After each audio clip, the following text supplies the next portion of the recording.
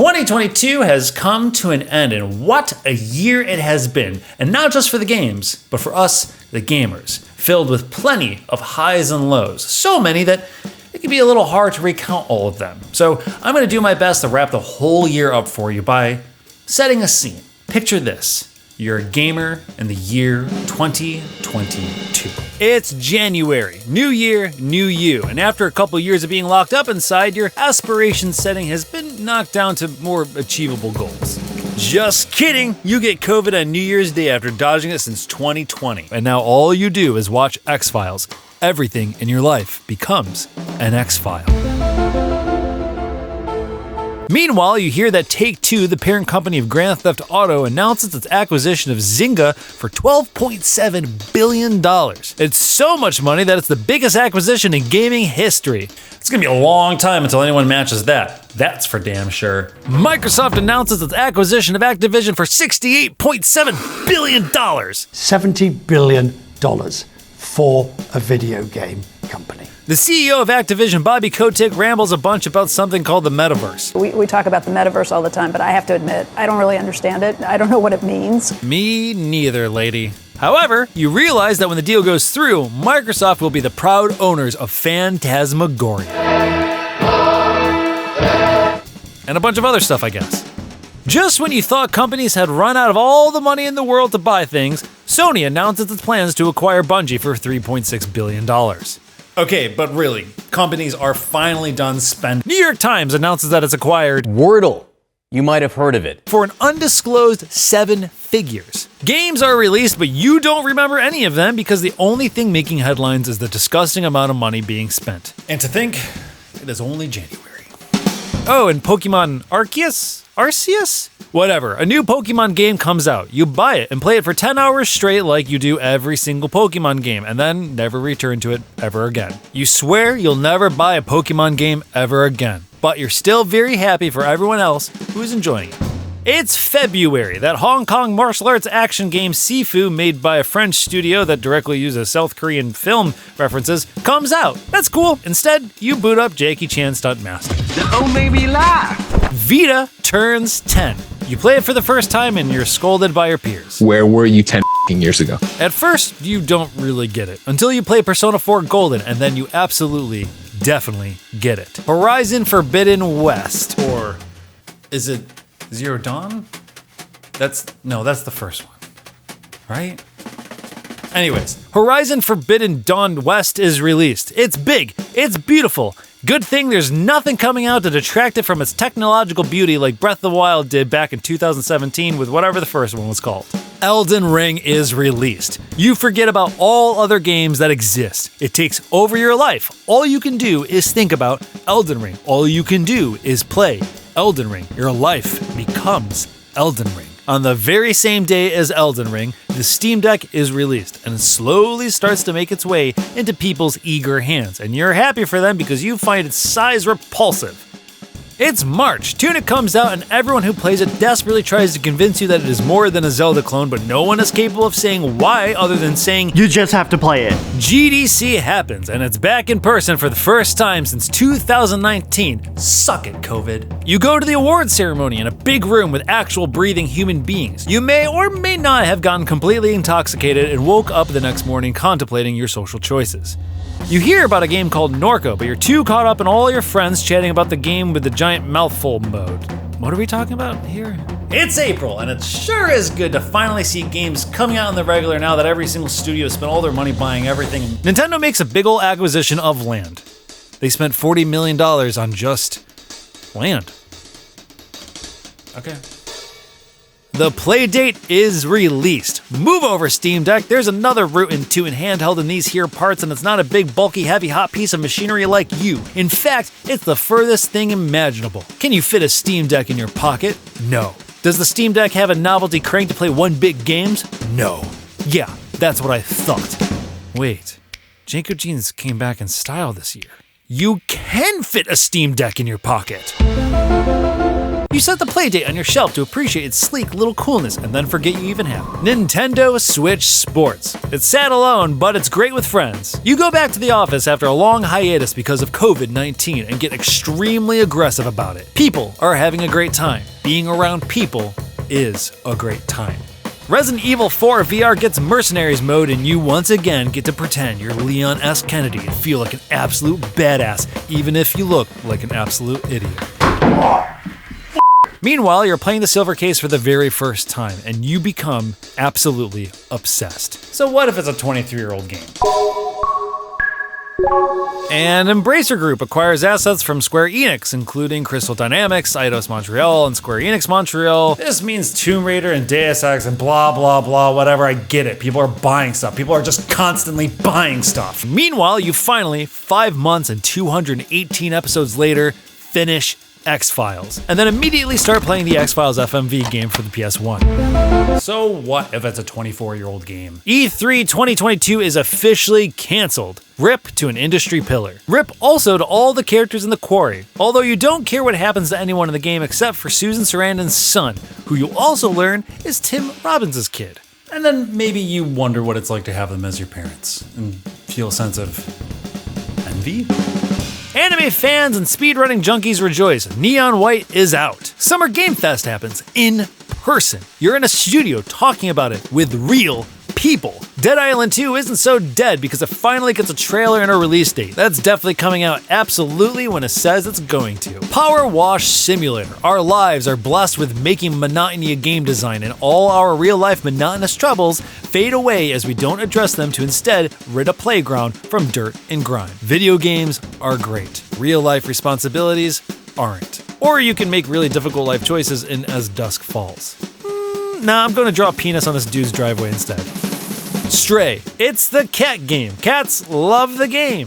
It has you asking questions like, have you ever wondered what it's like to be a cat? An old game comes out as a new game, and it's Live Alive?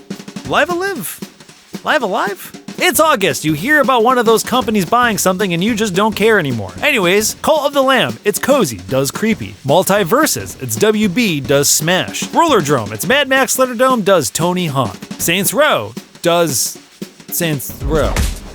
Then Immortality comes out, and at first you think you're just scrubbing through a bunch of movie footage, and you think it's really cool, and then something happens and it blows your fucking mind. It's September. Remember when Jeff Keighley buried E3 in the ground and replaced it with the Summer Game Fest? Well, E3 is back from the grave, and it's coming for us all in summer 2023. Oh, but don't worry, Summer Game Fest is also happening in 2023. Tokyo Game Show happens in person. You go there in person. You play Like a Dragon Ishin in person. You get your face scanned at the RGG studio in person and do all the Japanese things you're supposed to do and feel cool in person. And then you realize that maybe you weren't physically designed for some of the places in the city in person. Can we talk about how cheap retro games are in Japan? Maybe in another video. Holy shit! This copy of Enemy Zero is only $4? What the f***? The Last of Us Part 1. It's a 9-year-old PS3 game that was remastered for the PS4, but now fully remade for the PS5. And maybe you scoffed at its $70 price tag. Meanwhile, you're playing the 24-year-old game Echo Knight by some company called From Software on your PS1, which goes for over $200 on eBay. $20 for the Japanese version. So what if it's a 23-year-old game? Whatever. You may or may not have purchased a Steam Deck because, despite your irrational apprehension to wanting one, you knew you'd always live in a state of curiosity. Or was it envy?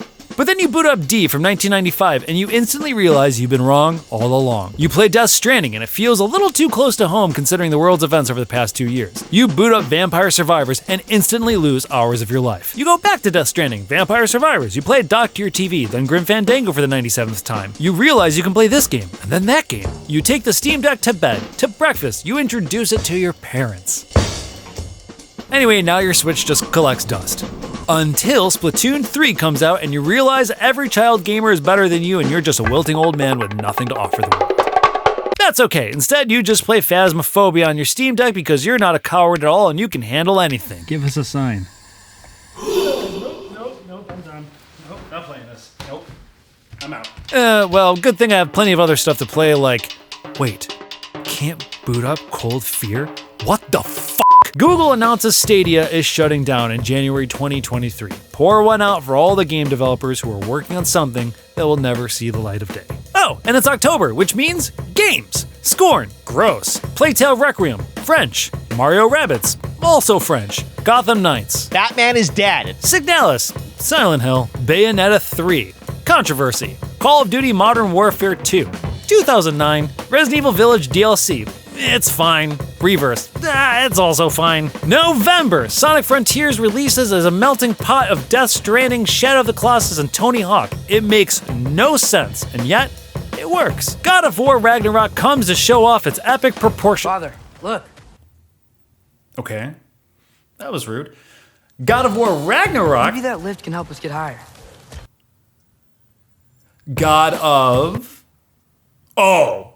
Okay, so you're not going to interrupt me this time. Cool. All right. Pentiment. Remember how boring learning history was? Not anymore, because this has murder. And Dead Island 2 is delayed. That's fine, it's only 12 weeks. It's not like some of us have been waiting 8 years anyways. Pokemon Scarlet and Violet comes out. Wait, wasn't there already a Pokemon game this year? What year is it? Anyway, you don't buy it because you've grown since January. Then for just a moment, you feel a tingle of regret when you see how much fun people are having. Oh my god! Whatever, people still love it and you're happy for them. Anyways, you finally play Norco, and every game that's come before it suddenly doesn't matter. Except for Immortality. That one can stay. It's December and survival horror is back, baby. We got Resident Evil 4 remake next year. We got Dead Space remake coming up. We got Silent Hill 2 remake. For f***'s sake, we have Alone in the Dark remake. Alan Wake 2 is expected to come next year. And what better way to kick it all off than with the spiritual successor to Dead Space, the Callisto Protocol, which just so happens to be kind of a slog.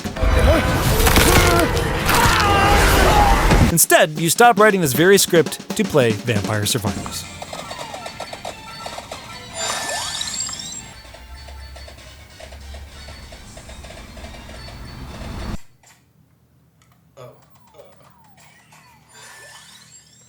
Oh, and now it's on mobile, so it's all over. The Game Awards, Al Pacino! This is an experience for me. God of War sweeps the floor, and Chris Judge, Kratos himself, wins Best Performance and gives a speech as long as God of War Ragnarok. Thank you to the Game Awards. I have to thank my mama, my children, Corey Barlog. And of course, Atreus wasn't there to interrupt him that time. Flute Guy! And the Game of Year Game Award goes to Elden Ring! And GameSpot's Game of the Year goes to Elden Ring! 2022 has come to an end, and it has been quite the year. Regardless of what you view as a high or low, one thing is for sure, is that this was an exciting year, even a stepping stone for what will come in 2023. And for me, that means survival horror, so maybe it's just like a personal thing I'm excited about. Or who knows, maybe it'll just mean I'll just be playing a bunch of 30-something-year-old games instead. Regardless, I just hope that you had a fantastic year in gaming and or your personal life. Doesn't matter. I just hope you're great. I hope you're feeling great. I hope you're entering the new year with some sort of excitement or, living day by day, whatever your heart desires. Thank you for coming on this journey with me and indulging in my antics to try and explain everything that happened this year. And it's, without a doubt, I probably missed something because there's a lot there's a lot to recap. All of its highs and lows. All that said, I'm Kurt Indovina. Love what you love. See you next year.